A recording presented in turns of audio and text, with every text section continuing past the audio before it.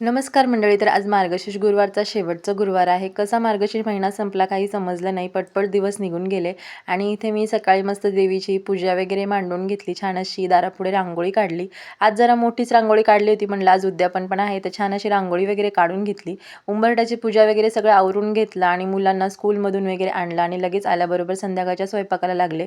कारण म्हटलं संध्याकाळी हळदी कुंकवाला वगैरे जायचं, तर आपल्या स्वयंपाकाला उशीर होईल.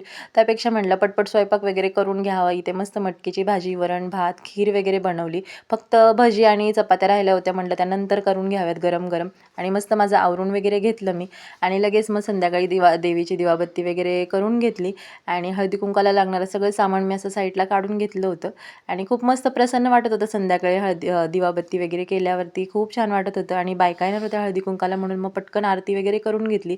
तोपर्यंत छोटं पिल्लू आलं, त्याच्यासोबत छोटं थोडंसं खेळली वगैरे आणि लगेच इकडे बायका पण हळदी-कुंकवासाठी आलेल्या होत्या. मग त्यांना हळदी-कुंकू वगैरे लावून दिलं. ओट्या वगैरे भरल्या त्यांच्या आणि लगेच मग शेजारी पण जायचं होतं मला हळदी-कुंकवाला वगैरे. मग इथे पण दर्शन वगैरे घेतलं, देवीचे हळदी-कुंकू वगैरे घेतलं आणि घरी आले. मग माझ्या चपात्या राहिल्या होत्या करायच्या, म्हटलं त्याच करून वगैरे घ्यावा. भजी वगैरे काढून घेतले पटपट आणि एक कुमारिका मी जेवायला सांगितलेली होती. तर मग ती कारण इथे आमच्या इथे जास्त मुली वगैरे भेटत नाही, मग तिचीच पूजा वगैरे केली आणि असा होता आजचा व्हिडिओ. Bye bye.